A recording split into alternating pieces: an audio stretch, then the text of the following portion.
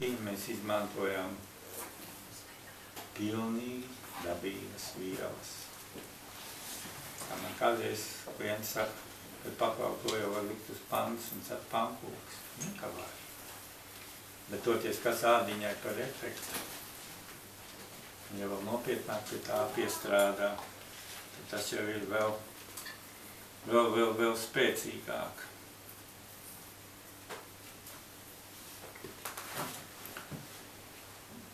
Tātad katrā ziņā man ir prieks par to, ka mūsu pirts kultūra ir gājusi uz priekšu, ka šodien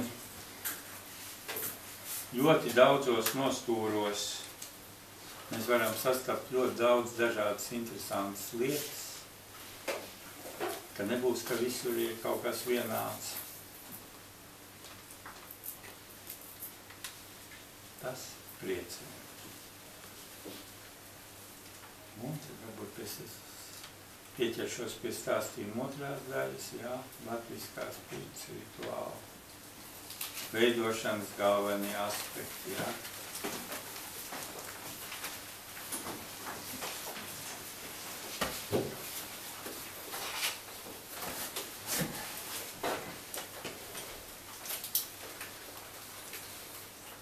Tātad to, ko es jums stāstīšu par pirts rituālu, neuztveriet kā svētos rakstus, ka tikai tā un nekā savādāk, bet kurā gadījumā tās ir vadlīnijas, tie ir principi. Jo godīgi sakot, jebkura pirts procesa veidošana, tas ir radošs darbs, radošs pieeja visam, kam ir vajadzīgi. Ja varbūt šeit arī spilti izpaužās, tas labais latviešu teiciens, riktēsimies ar to, kas ir. Jo nevienmēr mums par rokai ir tas, kas, it kā teorētiski ir vajadzīgs. Tad pasēdi, padomā un ņem to, kas ir, un ar to arī darbojies. Bet, varbūt ir tomēr lietas, kas ir jāņem vērā,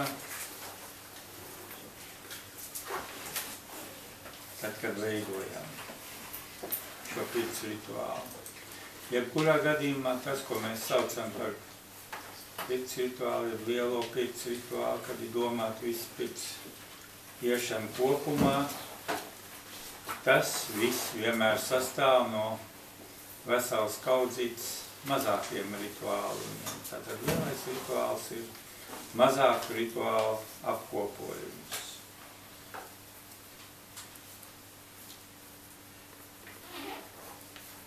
Jā, vispār, kas tad ir rituāls?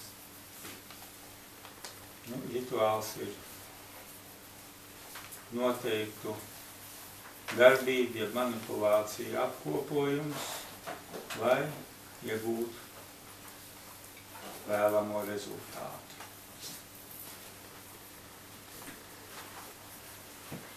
Un tas arī nozīmē to, ka pirms mēs sākām veidot pirts rituālu, mums ir jābūt pilnīgi skaidram, ko tad šajā reizē es gribu pirtī darīt, ko es gribu panākt. Tad jābūt īsi un skaidri noformulētam tam visam, ko es gribu sasniegt. Vai tā man būs pirtiņa vienkārši, lai relaksētos. Jā, tādas pirtiņas mums ir nepieciešams biezā slānī, katrā nedēļas nogalē. Vai tā būs pirts, lai atgūtu veselību, dziedināt kādu problēmu. Tad tas jau būs atkal cits pirts rituāls. Vai tā būs, teiksim, gadaskārtu rituālā pirts, dzimšanas dienas rituālā pirts. Jo faktiski tas latvietis šo pirti ir kurinājis, jākurināja ikdienā, lai vienkārši mazgātos, bet pirts arī vienmēr ir bijis daudz dažādu lielu rituālu priekšrituāls. jo pirtī mēs enerģētiski attīrāmies, enerģētiski sakārtojamies, ja, un iegūstam arī zināmas īpašības un tam līdzīgi. Tāpēc latvietis to pirti ir kurinājis gan tad, kad viņš sāk jaunas lietas, nu, teiksim, tad, kad sāk māju būvēt, pirms tam uzkurina pirti, tad, kad māja gatava un jānodod eksploatācijā, atkal pirms rituāli ir pirts rituāls. Un daudzos citos dzīves gadījumos, teiksim, pirms kāzām, jo faktiski jau tas latvietis normāli ar pirtiņu ir radināts draudzēties jau no bērna kājas. Jo kad mazuli veda pirmo reizi pirtiņā? Nu, tad, kad bija sarigādzene. Un tad to parasti darīja, nu, kādā 8. 9. dienā pēc piedzimšanas, praktiski tad, kad nabiņa bija sadzimusi. Nu, tā kā dicīns svars, tā nākošā dienā tad jau bija pirtīši. Justab rituāls. Tas, kad mazo cilvēciņu pieslēdza latviskajam egregoram, tai latviskajai dzīves ziņai, kad bērniņam tika dotas zināšanas par to visu. Nu, tad arī mazā bērniņa ceļš uz pirti sākās. Tāpēc jau tas latvietis to pirti bija arī no mazotnes iemācījies mīlēt. Un tas ir arī pilnīgi pareizi, ka mums mazi bērni ir jāved uz pirti jau no mazotnes. Viņi jāradina pie tā visa. Tad arī viņi būs pirts mīlētāji. Kā tu ir? Es arī vēlāk manas meitas papratināt. Viņas arī ir atbraukuši, bet viņas pašreiz ar ļoti nopietniem darbiem nodarbojās gan savu jauno paudzi. Daži tādi visur gāja, kas var visur, kur iekāpt. Tā ir. Jo savijos es radināju jau no mazām dienām, un tas viss attaisnojās. Un tā tam praktiski arī būtu jābūt no mazām dienām. Tikai, nu, dabīgi. Tādos vieglākos noteikumos, tam bērnam ir jābūt patikai, jo šeit arī ir varbūt viena no kļūdām, kāpēc daudziem cilvēkiem rodās nepatika pret pirti. Kad cilvēki, kas saka, uj, ne, pirts, tas ir kaut kas briesmīgs, neiešu.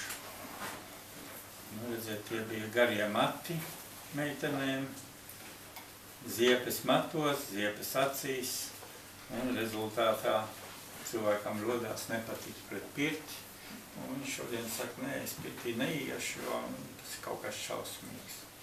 Nu, tāda ir tā pusi veikli jāizķer, kamēr viņi neatopās, jāuzliek uz lāvas, labi jānoper, tad viss būs kārtībā, būs pirts mīlis. Viņai tā bieži kā anekdota stāst. Nu, gadījums tas ir krietni diktu veci. Mēs nodarbības ar Gitu Balodu vadījām kopā. Uz praktiskiem, var sakot, uz lekcijām nāca smuka jauna meitene, uz praktiskiem darbiem atbrauc mamma. Skaļi nodeklarē. Nu,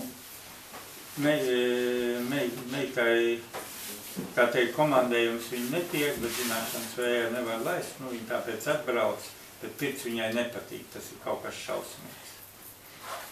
Jo mēs pēc tam sačukstamies, ka šito sievieti vajag dabūt pirmo uz lāvas un labu ātri un labu veiku. Nu, tā arī izdarām. Pēc stundas ar aktiņu skatos, viņi atkal iepeld pētuvē, atkal uz lāvas. Nu, viss beidzās ar to, ka viņi beigās pateica. Meit, lai dari kā grib, bet uz praktiskiem darbiem braukšu es. Tas vienkārši nozīmē to, ja mēs cilvēku pirtī pareizi apējamies, tad viņš arī kļūst par pirts mīli. Bet šī ziņā ir jāsaka, ka pirtniekam ir jābūt cilvēkam, kurš ir spējīgs ļoti labi sajust un izjust otru cilvēku. Viņam jābūt spējīgam sajust, kā cilvēks uz lāvas jūtās, sajust to momenti, kad cilvēks ir no lāvas jāņem nost. Jo viens no galvenajiem pirms baušļiem skan, ka būs nokāpt no lāvas, kamēr vēl gribās. Un, kad negribēsies, tad jau būs pārdozēts. Un, teiksim, sajust, noķert šo momentiņu, ka pietiek. Ir šādi gadījumi, kad es saku, kāpsim nost no lāvas. Es vēl varu. Bet, es viņu novelku nost, minūtēm 5-10, viņš saka, jā, tev bija taisnība. Termo inerts un, aiziet viss tas process. Labam pikniekam ir jābūt spējīgam sajust to un cilvēku laicīgi paņemt nost, lai viņš nepārdozētu un viņam nerastos šīs nepatīkamās sajūtas.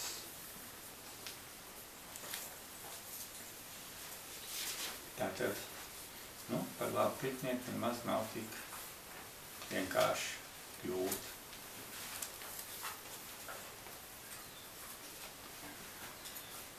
Un ne visiem, kas mācās un interesējas par pirti, ir arī jākļūst par pirtniekiem.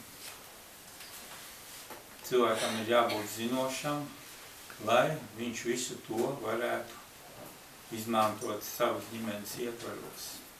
Jo, godīgi sakot, laba pirts procedūra, tas ir diezgan ekskluzīvs pasākums, kas arī pietiekami maksā. Ja jaunie pirtnieki, vai jūs kādreiz esat pamēģinājuši parēķināt, cik reāli maksā tas, ko jūs dariet pirti, ko jūs izmantojat. Droši vien neesiet. Iesaku pamēģināt, un tad jūs matas atcelsties stāvus, kā jūs dotējat tos peramos. Tas tā, pavisam nopietni pārdomāt. Tā viņš ir. Dzīvo viņam dod prieku, klājums, nevar reiķināt, nav. Redz, Redz, tu ar 1-2 tā uzdāvināt, bet ja tu regulāri ikdienā ar mīnus strādās, tad kas no tevis paliks pāri. Un tāpēc ir... To tev rīt no rīt, jā. Jo tāpēc ir vērts ieguldīt zināšanās, un ka tu esi savā ģimenē šo te zināšanu nesējis, un ka tu zini, kā to visu izdarīt, un tad jau tas pārvēršas mazlietiņi savādā. Gan ir vēl viens cits aspekts, ko mēs pēc savienību esam daudz runājuši, kad tīri kā pirtnieks, nesabojājot veselību, tu maizīt nenopelnīs. Jo pirtnieka darbs ir ļoti smags darbs, kas prasa ļoti daudz. Un trakākais, ka pirtniekam parasti draugu nav. Tu visus nopēri un beigās, kad tu prasi kādam, tā katram ir kaut kas aizbildināms un tu paliec bešā. Tādēļ pirtniekam vislielākā prieka ir tā, kā viņš mācās un tad grupā viens otru praktiskajos darbos lutina. Tas ir tāds jauks laiks, ko atcerēties, bet vēlāk jums draugu nebūs. Ticiet man. Vai būs ļoti retās reizēs. Valdis saka, nav tieši. Jūs, kas esat nolasījušies draugu kompānijā, tas ir savādāk, bet praktiski tas, diemžēl, ir tā skaudrā patiesība. Tātad tie, kas mācoties, baudiet, ka jums vēl ir draugi. Skaidrs, jā? Bet principā Ziedon ir vajadzīgs šāds draugu kompānijas. Ir vajadzīgs. Jo, tas pirtnieks var atbūt drusītni sev. Jo viņš dod un viņam vajag saņemt arī pretī. Tieši tā. Un tādā ziņā, teiksim, man patīk, labi laukpirtiņas ir laukpirtiņas, tur ir vieglāk, bet ka Rīgā ir, Rīgā arī tās nelielās pirtiņas, ko izīrē, kad nolasās cilvēku kompāniju, kaut kādi 10-15, kas cenšas, regulāri kopā iet, un tur ir tas, kad, kā tu saki, kad viens otru rutina un viens otru relaksē. Tā kā tā ir tāda, ļoti patīkama parādība, un kāpēc gan ne? To vajag izmantot. Pietiekam daudz arī labi pirtiņi Rīgā, kur var tā kopā viss aiziet kompānijā un to visu baudīt. Labi, kaut kur aizgāja nost no rituāla. Jā, par rituāliem runājot, tad bieži vien piekar pie rituāliem klāt otru vārdiņu. Maģiskais. Tumšie vidusslēgi, kaut kas tumšs, maģisks. Nebaidīšu. Kas pēc būtības ir maģija? Maģija ir savu zināšanu izmantošana, savu mērķu sasniegšanai. Tā varētu teikt, ka maģija ir zināšanas.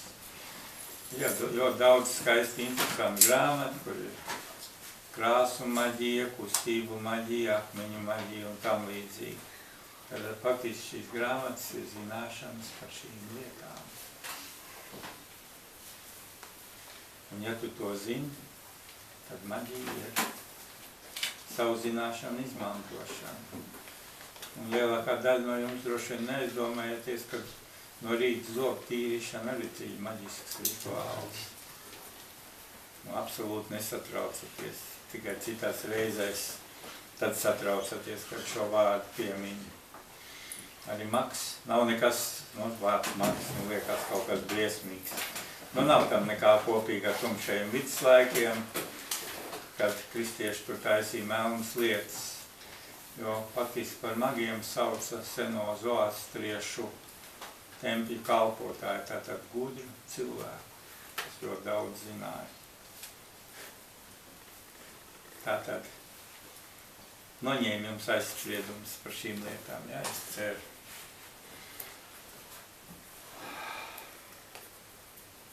Tātad mēs palikam pie tā, ka ir jābūt pilnīgi skaidram, ko jūs gribēt darīt, tātad noformulētām.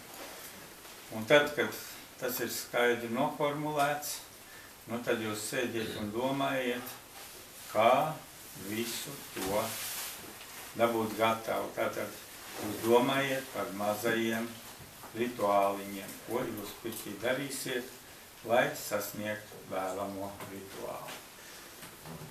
Šeit, ja mēs runājam par šiem mazajiem rituāliņiem, tad tas jau ir tas, kad jūs liekiet kopā savas zināšanas ar savām iespējām. Jā, man pēc zināšanām, teiksim, būtu vajadzīga tur kadiķa slota, bet man viņa nav. Tad tu pasēdi un padomā, ar ko tu vari aizvietot, ko tu vari pārmainīt, ko tu vari ienest šajā rituālā.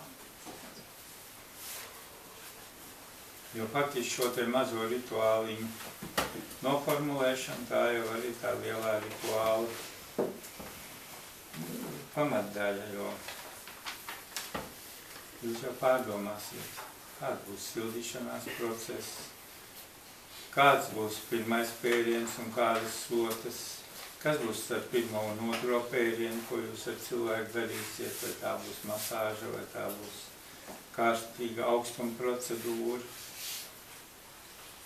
vai jūs cilvēkam gribiet uzlikt ragus. Ne, šeit nav runa par tiem ragiem, kāpēc daži pērk mašīnas ar lūkām. Runa ir ar šādiem ragiem. Mūsu senči pirtī dziedināšanas procesā izmantoja šādus te ragus. Šitas rags ir redzējis pielietojumu. Tad viņus lika tāpatās, kā mēs šodien liekam bankas. Senči gan darīja bišķiņ vēl trakākas lietas, jo kādreiz bija priekšstats, ka ļoti daudzas vainas mēs varam ārstēt, jeb dziedināt, nolaižot sliktās asinis.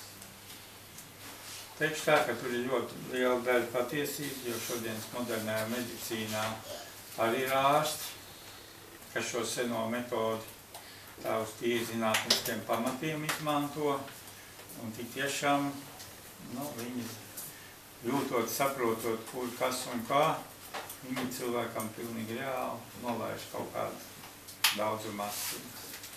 Nu, tad, ko darīja mūsu senči? Tad tajā vietā, kur bija jānolaiž asins, mazliet viņa ādu ieskrāpēja un lika šādu ragu virsū, kā banku.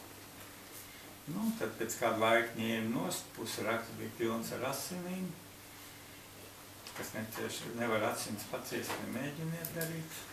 Skaties gan, mēs ienāk pirms grupiņā pamēģinājām, kā tas ir. Tā laikam nav neviens no tām grupiņām, kur mēs šito darījām ar ragu asinis palaist nost.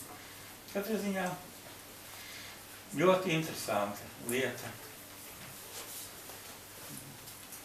Bet, nu, ir daži beti. Bet ir iekš tā, kad, nu, ņemot vērā šodienu, kad ir gan C hepatīti, aids un tam līdzīgas lietas, tad šādām lietām ragas izmantot nebūtu sevišķi droši, jo jūs pēc tam viņas tā nenodezinficēsiet. Tad, jā, tādos gadījumos mums labāk ir izmantot bankas un strādāt ar bankām, lai dabūtu kādas asins daļiņas nost. Bet katrā ziņā tā ir diezgan interesanta prakse un šeit tad ir arī darīts. Jā, teiksim, jā, kādās reizēs starp pēdieniem, nu, kāpēc nevarētu būt arī šāda lieta. Kopējā pirts rituālā. Kādam gribās, mēs vēl varam kaut kādu arī kādam uzlikt ragu. Pamēģināt nolaist. Vakarā, balvas laikā, kas tādu pārāk sakars nodemonstrēt. Tātad lielais pirts rituāls no krietni daudziem mazajiem pirts rituāliņiem, kas jums ir jāsaplāno. Ko tad es darīšu? Tad.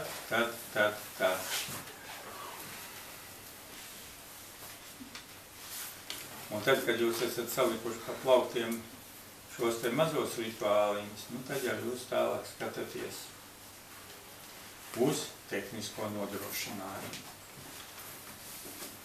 Kas jums priekš katru ir vajadzīgs? Un tad var gadīties arī tas, kad izrādās, kad jums kaut kas nav un jums nākas kaut ko mainīt. Nu, kāpēc gan ne? Pilnīgi droši. Tad šis te tehniskais nodrošinājums. Jo faktiski, tad, kad ejam uz pirti, mums tam visam ir jābūt līdzi. Nevis tad, kad man iet pirts procedūra, tad es atopos un tad vēl skrienu kaut ko meklēju. Visam ir jābūt līdzi un klāt uzreiz.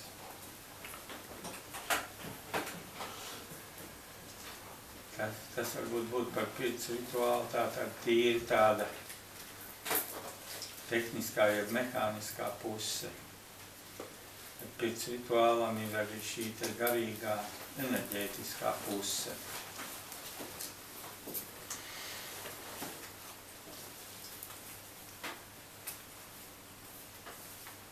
Kad mums ir jāpaskatās no šīm te garīgajām un ētiskajām vērtībām uz pirtiņu. Tad ir viena tāda klasiska lieta, uz ko es savus skolnieks ķeru, jo parasti es to izstāstu pirmajā nodarbībā, un tad, kad ir pirmie praktiskie darbi, tad es tā neatgādinu, bet tā klusi vēroju viņus. Un tad es tā redzu, cik uzmanīgi man ir klausījušies. Jo redziet, ja mēs runājam par pirts rituālu, tad pirts rituāla neatņemam ļoti tāda ētiskā daļa ir tas, kad mēs ejot uz pirtiņu, satiekoties ar pirtiņu, mēs ar viņu sasveicināmies. Nu, liekas, kas tad tur? Koka būda un man ar viņu jāsveicinās. Redzēt šajā koka būdā, lai nu kādu viņi būtu katra izpildījumā, dzīvo arī pirts gariņš un līdz ar tad pirts dvēselīt varētu teikt tā, kas ir dzīve, enerģētiska būtne, viena no tām dabas būtnēm, kas mīt apkārt mums un ar kurām mums ir jāsadzīvo. To varbūt tagad Valdis vēlāk višķiņ pieskārsies šīm te dievībām, kā mēs viņus saucam, tuvāk. Un tā ir arī ar pirksgariņu. Viņam patīk pieklājīgi jaudas. Klasiskais variants, ko es bieži stāstu. Situācija, kad jūs no rīta dzeriet savu rīta kafiju ar dienišķajām sviestmaizītēm, pēkšņi viens atspēr ar kāju durvis vaļā, ieskrien un visu aprī. Nu, ko jūs ar tādu cilvēku dariet? Nu, ar kāju pa dibenu un pa durvīm ārā. Un cita lieta, ka durvīm ir pieklājīgs zvans un sasveicināšanās, tad jūs paši uzcienāsiet. Un tad parādās šis jautājums, kāpēc lielākajā daļā gadījumu jūs pirtie iet pēc pirmā scenārija. Atspēliet ar kāju durvis vaļā un iebrūpiet. Un tad brīnaties, ka jūs maksimālo labumu no pirtiņas nedabūjiet. Tad kādam varbūt paliek grūti, varbūt kaut kāda nepatika. Tātad pie pirts rituāla, pie pirts ētikas un pie enerģētiskajiem pamatnoteikumiem ir tas, kad mēs ar pirtiņu sasveicināmies. Lai pirtiņi ar savām iespējām jums atvērtos.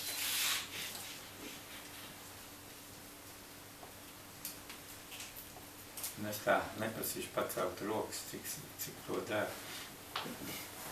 Pat jau tagad pēc šitā ievad neviens neatzīsies, kad skrien tāpat iekšā. Tā ir tāda viena ļoti nopietna lieta, par kuru ir jāpadomā.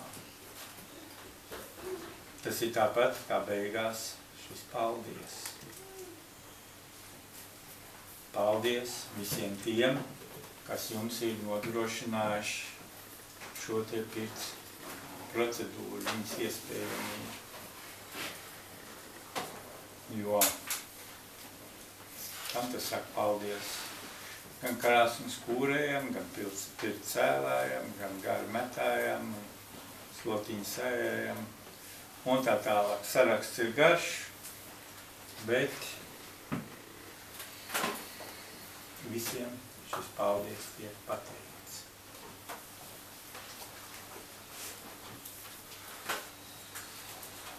Ir tāds interesants jautājums.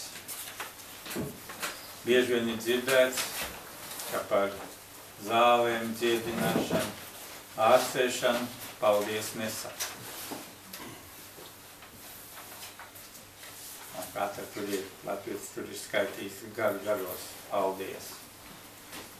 Redziet, kas paldies ir daļa no enerģētiskā ekvivalenta, ko cilvēks saka tad, kad viņš saprot, ka viņš ir dabūjis kaut ko labu. Un pasakot šo paldies, šis labums arī cilvēkām pilnībā aiziet. Nepasakot, tad cilvēks nesaņem pēc pilnas programmas. Nu, tā kā tad, kad kristietība sāka saukt to uzvaras gājienu, tā saukt to, arī viņi gribēja visus dziedināšanas procesus, caur baznīcu, lai 10. daļa un vēl kaut kas, jo vecie mācītāji, viņi bija saņēmuši ļoti labu dziedniecisko izglītību. Tad kristīgie biznesmeņi lēnā garā iesēdināja tautā šo te normu, kā par šīm lietām paldies nesaka. Ja pie dziednieka nekas nesanāca, tad kurš skries uz baznīcu? Tad baznīcas kungs ievāc savu daļību. Tā kā, mīļie mani, mācāties par visu to labo, ko jūs saņemiet dzīvē, teikt daudz, daudz paldies. Jā, un tas arī, teiksim, mūsu folklorā ir attiecībā par pirtiņu ļoti